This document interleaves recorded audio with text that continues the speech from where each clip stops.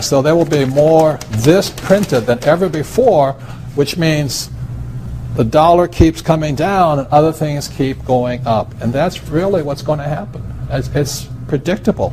And eventually this will go to its true worth, zero. So all of you savers out there and people trying to save this trash, you're going to lose big time.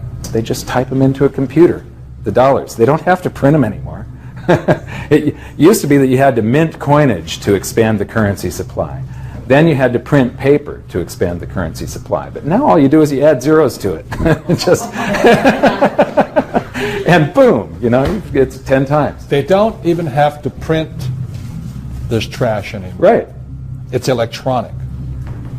That is how fast it's going to hit people. If I can, as a member of Congress, I can find out more information about what the CIA is doing than what the FOMC is doing, the central bank, what they're doing on monetary policy. That's very, very secretive. The Federal Reserve has been given the power and the authority to create money out of thin air. The way it works, the Federal Reserve, which is neither federal nor has reserves, it's a private corporation, and you can see this by going to their website and you go to the frequently asked questions. The first question is the Federal Reserve private? And they make their answer very obscure. If you read between the lines, it basically says, well, no, but maybe yes, but sort of no, but really yes, but definitely not. That's what it says. Then, second question, does the Federal Reserve have stockholders? Answer, yes, and by law they are paid a 6% dividend. And it couldn't be more clear. So in the answer to the second question lies the answer to the first. There is no federal agency that has stockholders. If it's got stockholders, it's private. It's that simple. But the way they create currency, the Treasury creates a pretty piece of paper with some ink on it called a bond, and that's basically an IOU. They're going to borrow something from somebody, and it says, I owe you whatever I'm borrowing plus interest over 30 years at such and such percentage. The Federal Reserve then opens up their big old checkbook that has a zero balance in it. They're broke. There's nothing there. It's 0.00 is the balance. And they write a check for that $100, or in the case of today, trillions, you know. But they write that check and hand that to the Treasury, and when they give that to the Treasury, that currency springs into existence.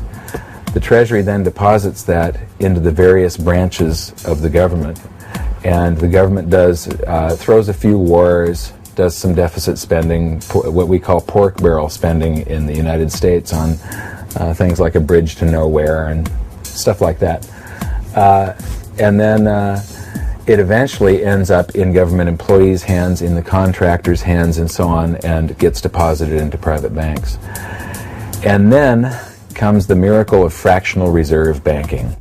Say for every $10 that you deposit in your checking account, each country will have its own reserve ratios, but in the United States for years we had a 10% reserve ratio on checking accounts.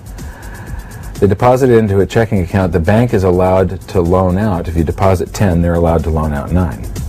And that gets loaned usually to somebody that's buying something. They're buying a house. They're going to sign a mortgage. That's how they're borrowing the money. They're signing this mortgage. They take that $9, they buy the house, and that's going to get deposited into the checking account of the seller of the house. And then, since that's in a checking account under a 10% reserve ratio, they get to loan out 90% of that, which gets redeposited, 90% of that, which gets redeposited, and so on. And for every $10, it creates $100 of brand new currency through fractional reserve banking. And that's actually where most of the currency supply comes from. The fractional reserve thing.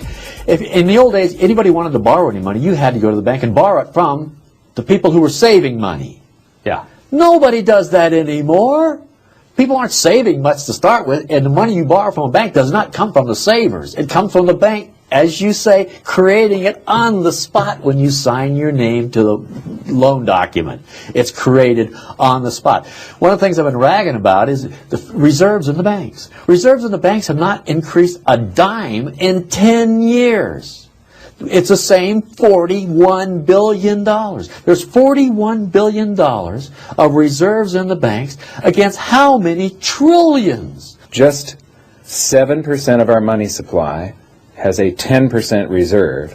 So that means 0.7% of cash in existence to cover the other, what is that, 99.3%. It's insane. Of the money supply. That's right. So you talk about fractional reserve. There's no fractional reserve. What's a fraction? There's nothing there. There's nothing there. 1 cent on $1 million is not much of a fractional reserve. Right. Golly.